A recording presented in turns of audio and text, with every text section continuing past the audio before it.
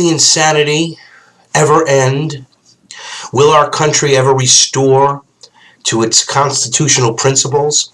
Will we ever be back to actually being free, not debt slaves of corporations that enslave us with these propagandized, merchandising, Edward Bernaysian, selling to the soul, selling to the desire. How they could make people want things they didn't need by linking mass-produced goods to their unconscious desires.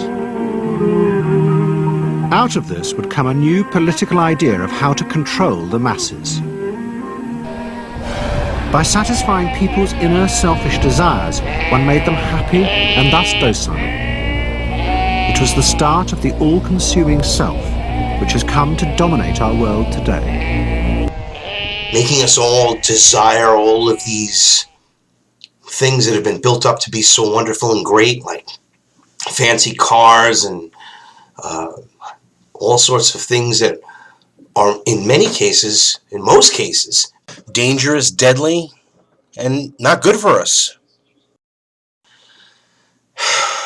And now, of course, we have the liar in chief.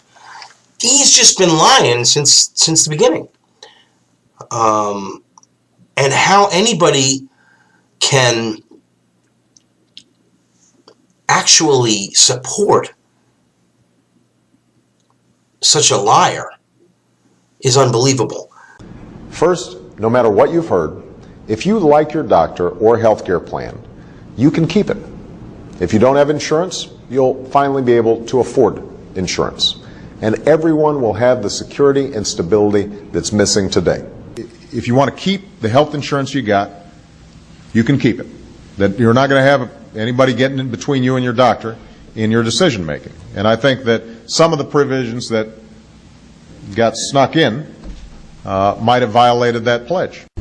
The two principal promises that were made in support of Obamacare were, one, that it would hold costs down. True or false?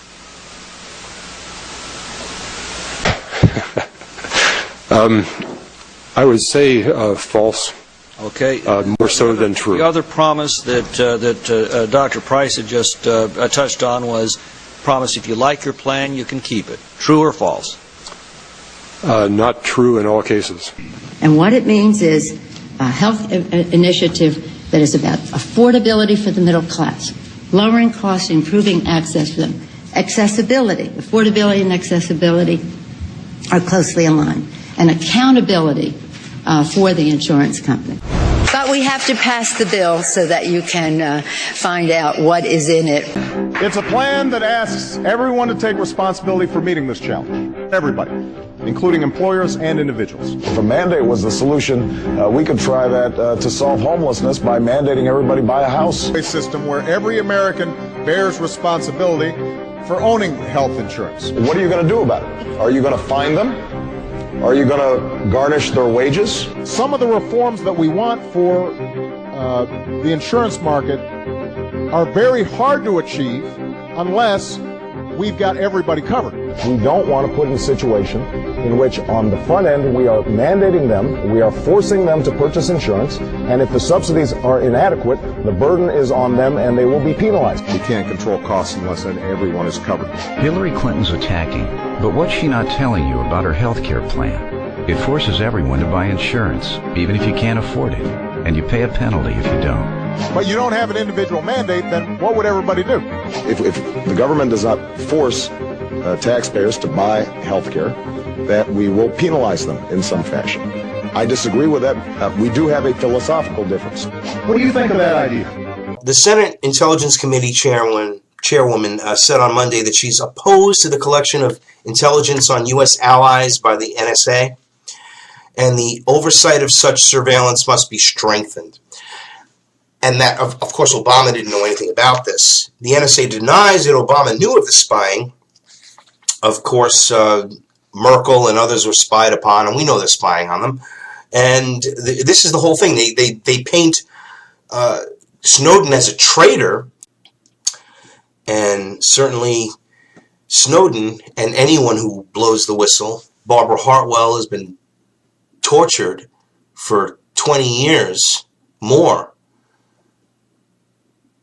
getting out of the CIA and blowing the whistle on all of the things that now everybody's hearing about. Now they try to make all these shows and movies when they use all our favorite actors and actresses and these iconic figures playing CIA agents, Angelina Jolie and all of these others, and Brad Pitt. They're all CIA and all the FBI and all of this, to try to make you to believe that these people are righteous and they're doing the good things. And believe you me, as she is a dear friend and whistleblower, things are not as they appear to be, ladies and gentlemen.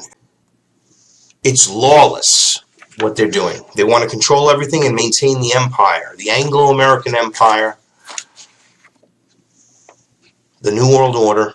General Keith Alexander briefed Obama on the operation against Merkel in 2010. Now, he denied this, just like he denied that nobody was going to lose their health insurance, when they knew well in advance that they, of course, were going to be losing a minimum of a couple of million people, and 1.2 million people have lost their health insurance as a result of Obamacare. But the drones, the Obama drones, the Obamanoids, that's it. The Obamanoids will support him and the Democrats and everything else because they're just into this whole concept. They're just willfully ignorant to the truth that our country is being brought into despotism to mold society a certain way.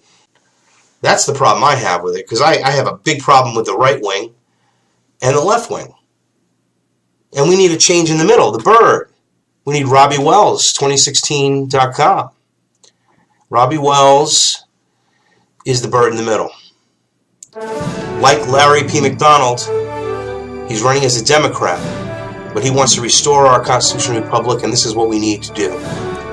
Because these criminals have really they're out of control. I mean, Obama's playing golf, we're going on vacation while our country's starving. All of this stuff, and then if you say anything about it, it's like they laugh it off, and nobody realizes that supporting these people, that they're just stealing from us, taking our wealth. And if you have a job and you've got a pension and everything else, good luck. And you think you got your 401k, you just watch and see what's coming down the pipe, ladies and gentlemen. I hope everyone's aware of where we're going here. But we are going to be moving down the road into the greatest financial collapse in history in the United States, the loss of the dollar.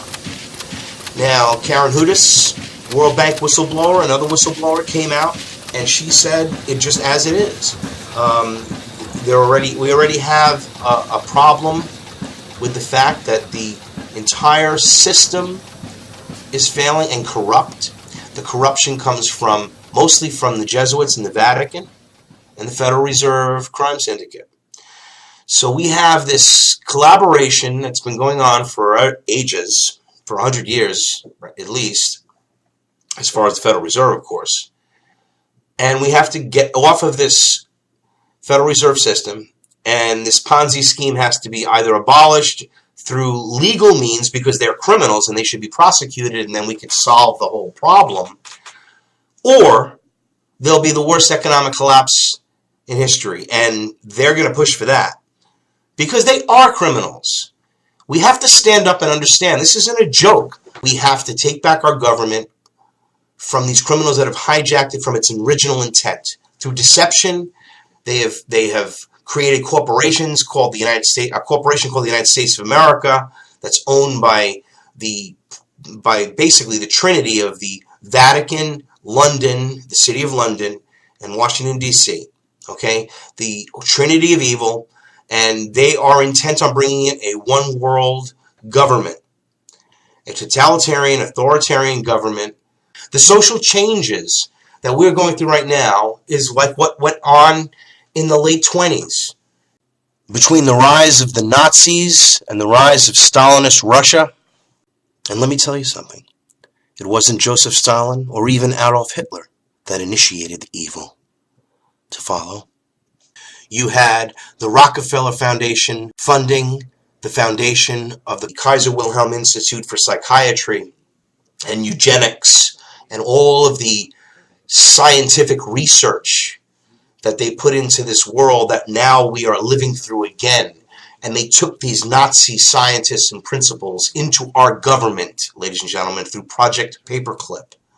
I think it's interesting how at Yalta it was decided that Joseph Stalin would be admonished of his guilt, and all the guilt blamed upon the Nazis for all the atrocities of the war.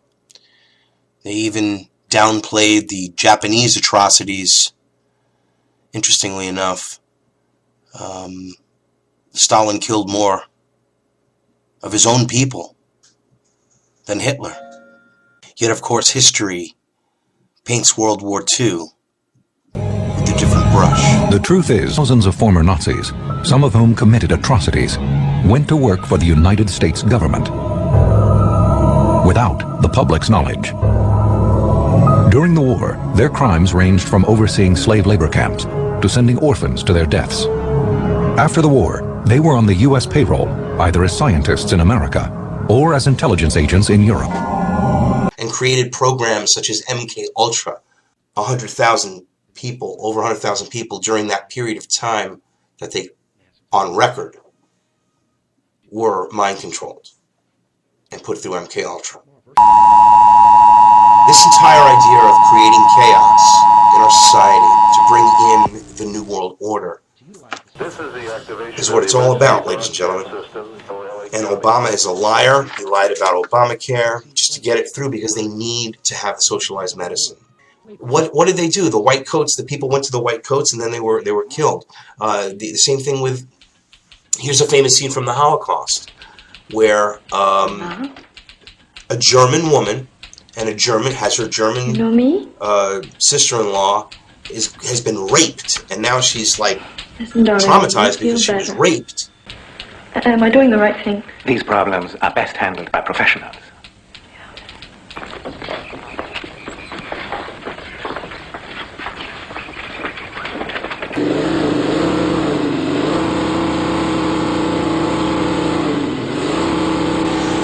We have 100 pro-abortion storytelling events organized around the country now, ladies and gentlemen. But when you get to the point of, I personally believe in right to life. It's life, liberty, and pursuit of happiness. And it should be preserved, protected, and defended, just like our Constitution. Because it says the right to life. So, a child has a right to life. An embryo has a right to life. I'm not going to try to preach to you, ladies and gentlemen, but 76% of you believe in God, 38% do what God asks, and the rest of you are all mixed in there. So why the big push against God, anti-constitutional things, anything against the Constitution, against God? They want to make unisex military uniforms for the Marines, take God out of politics, take God out of school, take God out of society. After all, it only says in God we trust.